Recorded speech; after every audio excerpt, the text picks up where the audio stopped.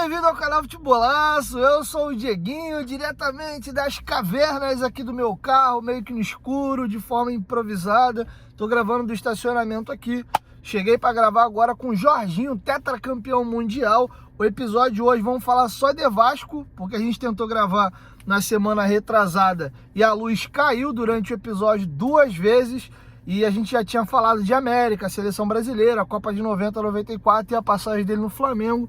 E agora a gente vai falar só de Vasco, tá? Então, rapaziada, que tiver de bobeira, cola aí, de 1 às 3 a gente vai estar ao vivo no Futebolaço Podcast. E ó, parada também é a seguinte, hein? Semana importante aí de data FIFA, o Brasil joga com a Inglaterra, a Espanha joga com a Colômbia, temos jogos importantes, você que é bom de palpite, corre na 1xBet, tá? O link tá aqui no primeiro comentário fixado, clica lá, se cadastre para vocês poderem estar apostando. Quem usar a palavra promocional Futebolaco com Temudo esse ano no final, eles dobram o seu primeiro depósito, você ganha bônus até de R$ 1.200, mas é só no primeiro depósito. Então corre, se cadastre lá e comece a se divertir, beleza? Além de vocês estarem apostando com segurança e tranquilidade na maior do mundo, vocês ajudam demais o meu trabalho. Quem é um fã do Dieguinho, gosta do canal Futebolaço, esse canal, esse parceiro comercial, desculpa, é primordial para a manutenção aqui do nosso trabalho. Então, se você gosta do Dieguinho, me dá essa moral se cadastrando na 1xBet. Dieguinho, não vou apostar agora, não tem problema. Faça seu cadastro. Quando você quiser apostar, teu cadastro no 1xBet já tá feito, beleza? 1xBet, parceira do canal Futebolaço. Dito isso, galera, vamos aqui a algumas informações. Primeiro, o Vasco até cogitou fazer uma pré-temporada fora do Rio de Janeiro, e um dos destinos que o Vasco sempre procura aqui enquanto fica dentro do Brasil é Atibaia, em São Paulo, mas isso foi descartado. O Vasco vai continuar treinando no CT Moacir Barbosa e deve fazer uma série de amistosos durante esses dias, tá? Vão ter jogos contra equipes menores aqui do Rio de Janeiro e não está descartado um amistoso contra um grande clube. Segundo pôde apurar o companheiro Lucas Pedrosa, há a possibilidade do Vasco fazer um amistoso com o Corinthians, tá? Não está definido isso, mas existe sim essa possibilidade, tá? O Vasco está de olho na janela de transferências local, aqui a Nacional, que abre dia 1º de abril e encerra dia 19 ou dia 17, mas o Vasco pode perder também jogadores nessa janela, tá?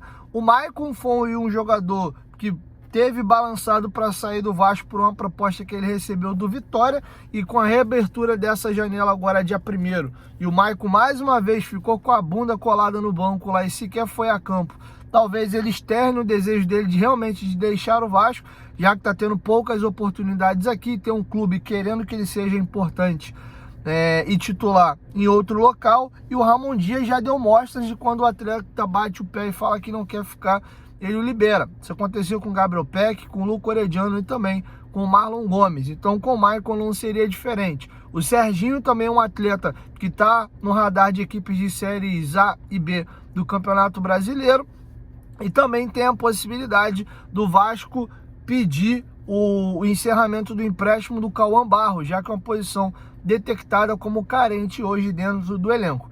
Porém, para liberar jogadores, o Vasco vai ter que contratar outros, porque em termos de quantitativo, o Ramon Dias enxerga que o elenco do Vasco já é enxuto. Então, caso o Vasco libere algum atleta e faça negócio, vai ter que vir reposição. Ramon Dias enxerga as duas maiores carências hoje do elenco, um ponta e também um primeiro volante. A negociação pelo Marlon Freitas é complexa.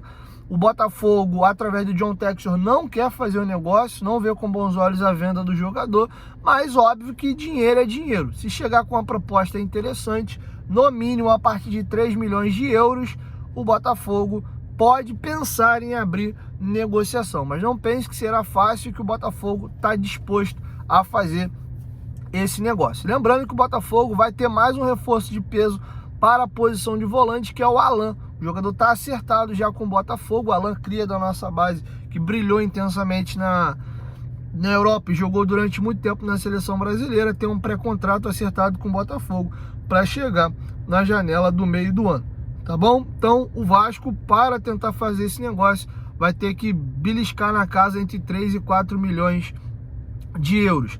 Vamos falar um pouco do time aqui. O Vasco é um dos piores times do futebol brasileiro, estatisticamente falando, no sistema defensivo, e me chamou muito a atenção.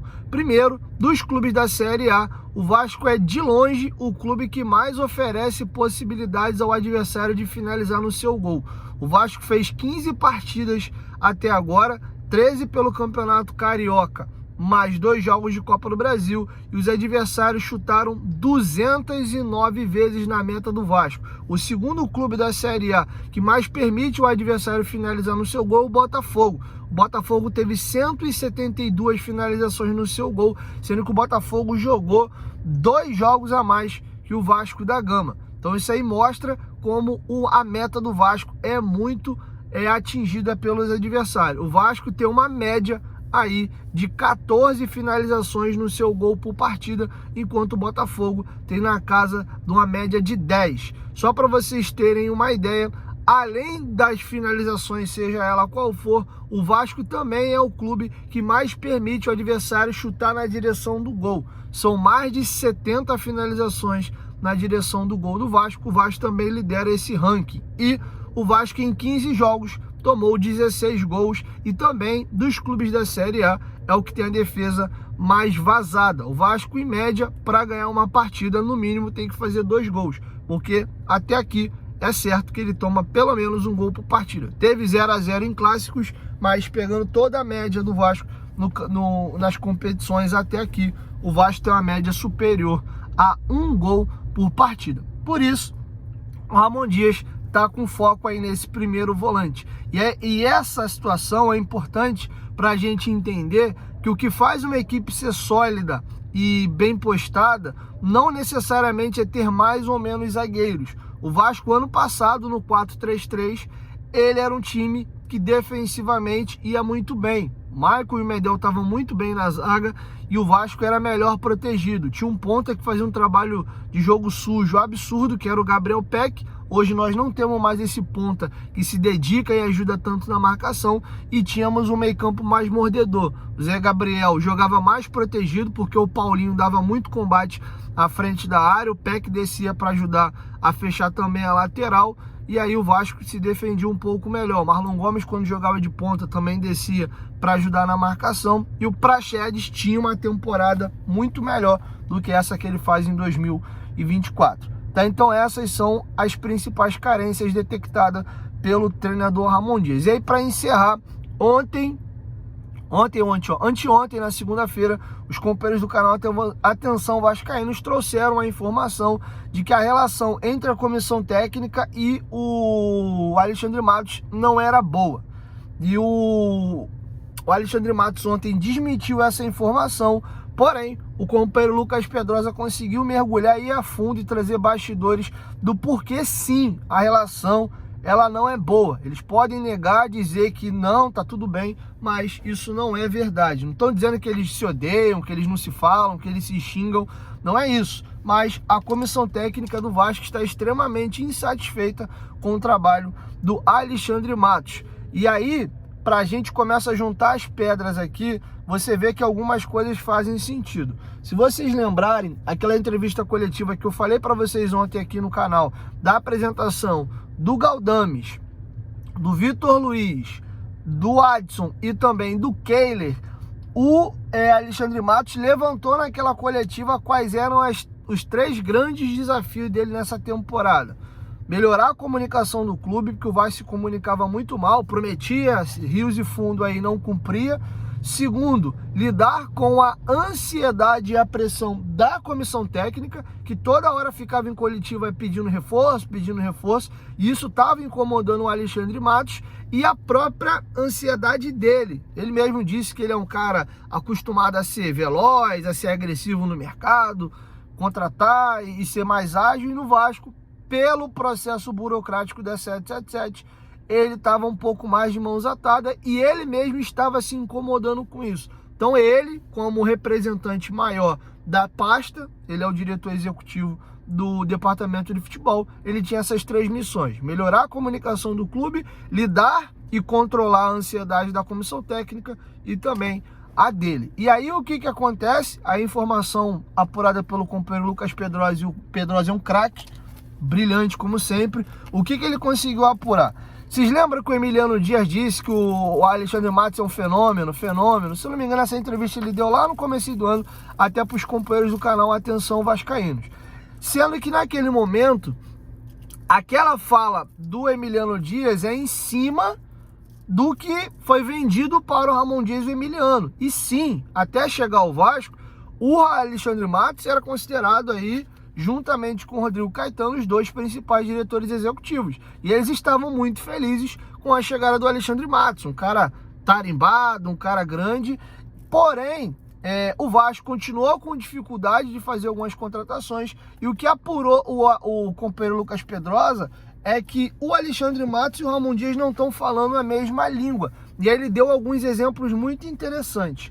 Por exemplo, o João Vitor, óbvio que foi aprovado pela comissão técnica, etc., não era considerado uma prioridade dentro do plantel do Vasco, né? Não era o setor mais carente do clube a contratação de um zagueiro. E o Alexandre Matos gastou entre 30 e 40 milhões de reais só no João Vitor. Lembrando que o Vasco tem um orçamento e a negociação do João Vitor, se ele bater algumas metas, é acrescido mais 1 milhão de euros. Então, inicialmente ele é 32, mas ele pode custar até na casa de 40 milhões de reais para o Vasco da Gama. Ali já se comeu quase que a metade do orçamento do Vasco em uma única contratação e não era considerada dentro das prioridades. A comissão técnica bateu muito o pé na situação do Cuéllar, que eles viam como a maior lacuna do elenco, o primeiro volante, e enxergavam que o Cuéllar era um jogador que saltaria o Vasco de patamar,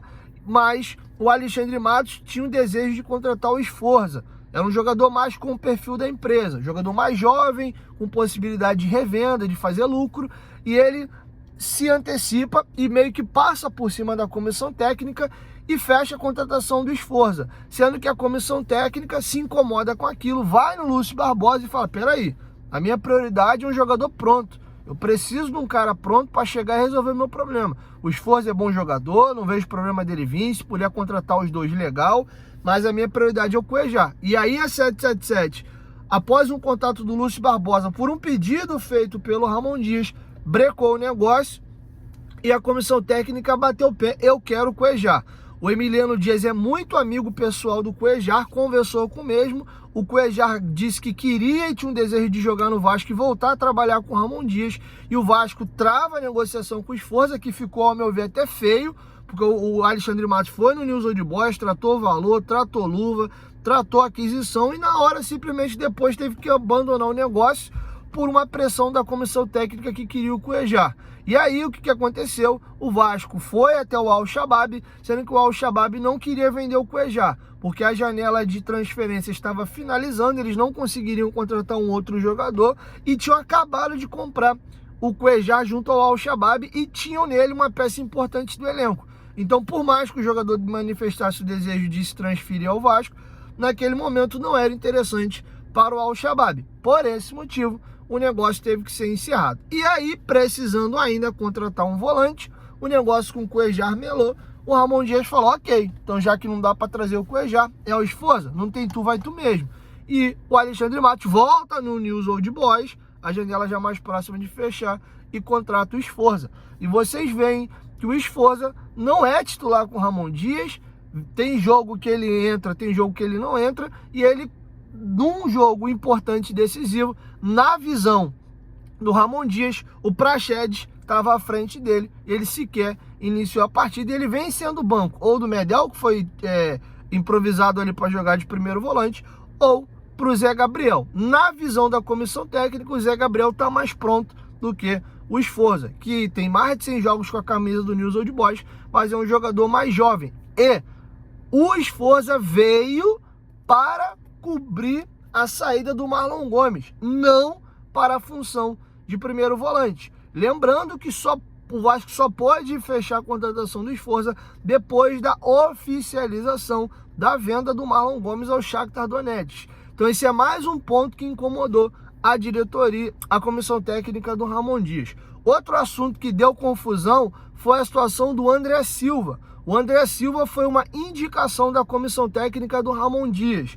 E aí o que acontece? O Alexandre Matos queria o Breno Lopes. A comissão técnica não queria o Breno Lopes e o Alexandre Matos queria insistir na contratação do Breno Lopes. E a comissão técnica queria o André Silva e pediu que os dados e o nome do André Silva fosse levado até a 777. E aí o que foi descoberto depois? Que não foi entregue a 777 o nome do André Silva. Isso aconteceu posteriormente, após a comissão técnica bater o pé e não querer a contratação do Breno Lopes, sendo que nesse gap o Vasco acabou comendo mosca, o São Paulo vazou o nome do jogador, o São Paulo atravessou o negócio, seduziu o André Silva e mesmo a proposta do Vasco financeira sendo superior à do São Paulo, o atleta preferiu ir para o tricolor paulista. O que aconteceu? A comissão técnica ficou puta, porque eles queriam um jogador, o Matos estava insistindo em outro, e sequer levaram o nome do André Silva no momento que foi pedido por eles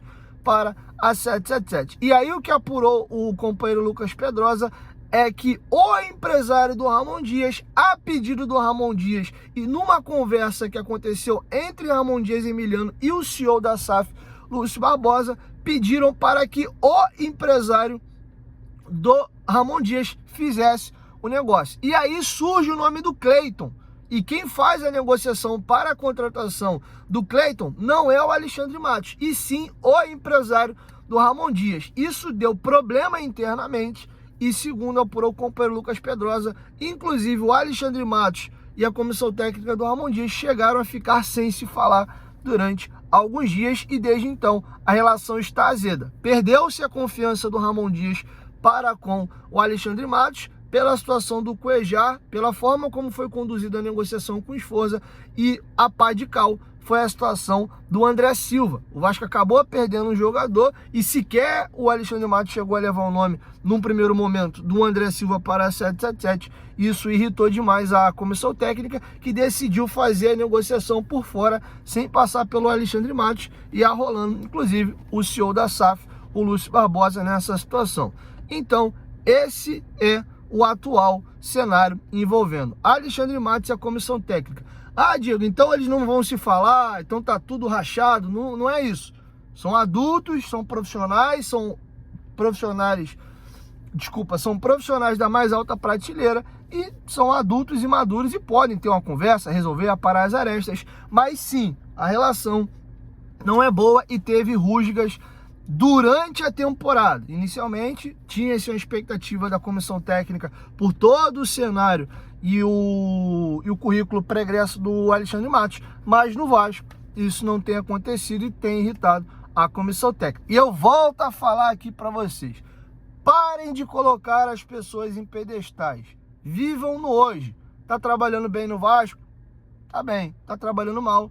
É mal, independente se ele tem uma carreira porcaria ou uma carreira boa. Então me incomoda um pouco às vezes a galera ter dificuldade de cobrar o Alexandre Matos, porque sabe que ele tem uma carreira brilhante, e tem mesmo, ele é um baita profissional sim, mas nesse momento no Vasco não trabalha bem. E como sempre tem a bengala da 777, que a torcida já não gosta, empurra-se tudo nos americanos, que tem muita parcela de culpa, são muito incompetentes, acho a relação dele com o Vasco péssima, mas nem tudo também é a empresa. A gente tem que compartilhar e dividir culpa.